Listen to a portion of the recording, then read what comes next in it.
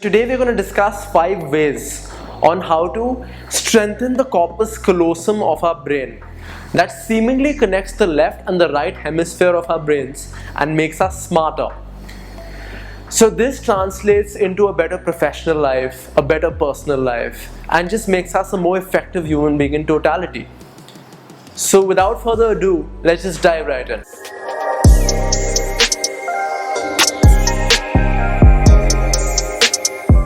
Welcome back to Untagged. I'm your host Siddhant Chauhan, and let's deep dive together into the world of history, mystery, and conspiracy through the purview of facts, evidence, and science. So I totally get it. There are times when we need to clock in, work from home, work on presentations, go for meetings, have long days of work, go for dates after long days of work, but of course, because of the current situation, that's all virtual now. Let's talk about our perception and the corpus callosum. That tissue, that part of our brain that connects the left and the right hemisphere in such a beautiful cohesion that it makes you function better, is what this corpus callosum is all about. So let's talk about factor number 1 that can dramatically improve the thickness of the corpus callosum and its functionality. Cardiovascular exercise.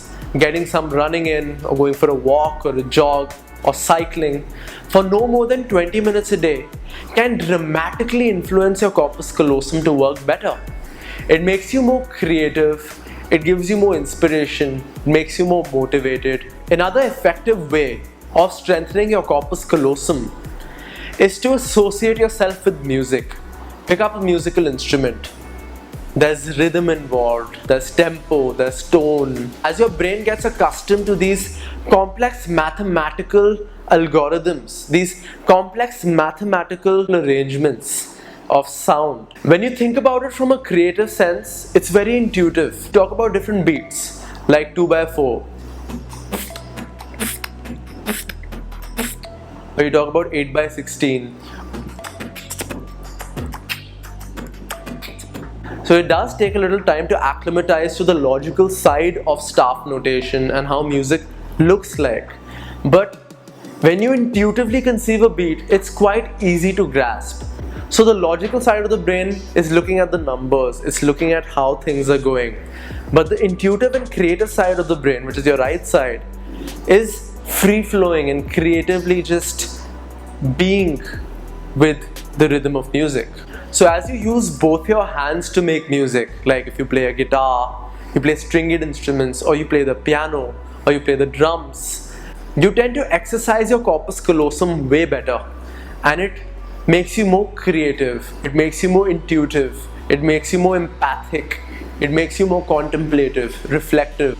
These are easy ways to boost your IQ and EQ, if you want to put a number on it. If you logically, from the left side of your brain, try to conceive the act of walking as your ankle goes first, and then the center of your foot, and then your toes, and the center of your weight carries forward, and then your ankle goes off your other foot, and then it goes on the balls of your foot and then your toe, and then the center of your weight goes and your glutes contract and your core stabilizes your body.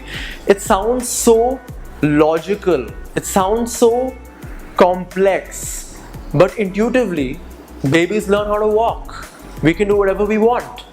And there are so many things that we learn from the creative side of our brain. But as a civilization, as we grow, we've focused on dissecting, we focus on the intellect.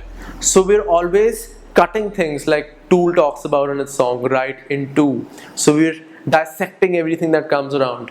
Taking a step back from music, let's just quickly dive into factor number 3 to boost our confidence, our mental clarity, and of course, a better cohesion between your left and right hemisphere of your brain. So research talks about the beautiful benefits of sun exposure. So if you just get enough sun, you get a lot of vitamin D. So as we discussed in our previous video, that the sun is a source of energy and it propels our system and everything else on earth to function better and invigorate itself with life. If we have enough sun exposure, the creative centers of the brain get enlivened. There's more serotonin being released, there's more melatonin being released in the body, your sleeping cycles get taken care of, the circadian rhythm which we've talked about before, and we also get a lot of energy. Our mood gets elevated because of the serotonin. So that translates into better brain health. Even if you have things rich in vitamin D, like flax seeds, I'm not going to say fish oil because we're talking about being vegetarian here, but of course chia seeds, that's omega-6. These different kinds of fats that you have, leafy greens and nuts and seeds, they definitely take care of the nervous system as well. So that will definitely aid in the health of your corpus callosum. Let's quickly dive into factor number 4. So as you wake up, you have a lot of water, you heed to nature's call, and now you're about to brush your teeth. So let's talk about using our non-dominant hand to do something as trivial as brushing our teeth.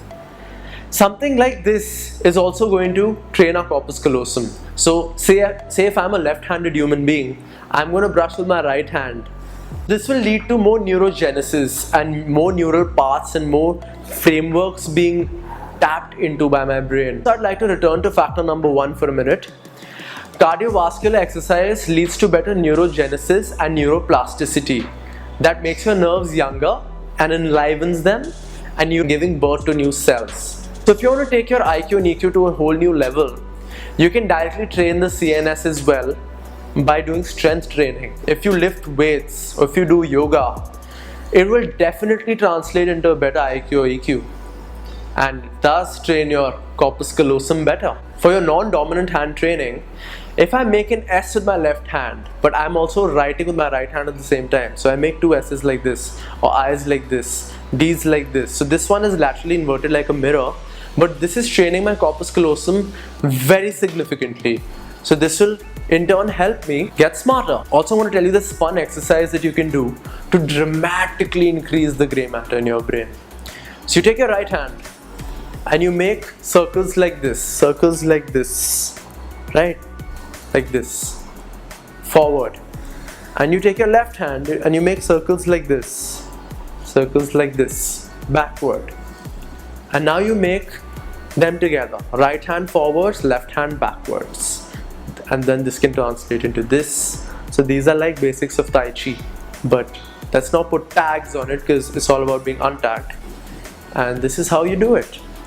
So I want you to do this.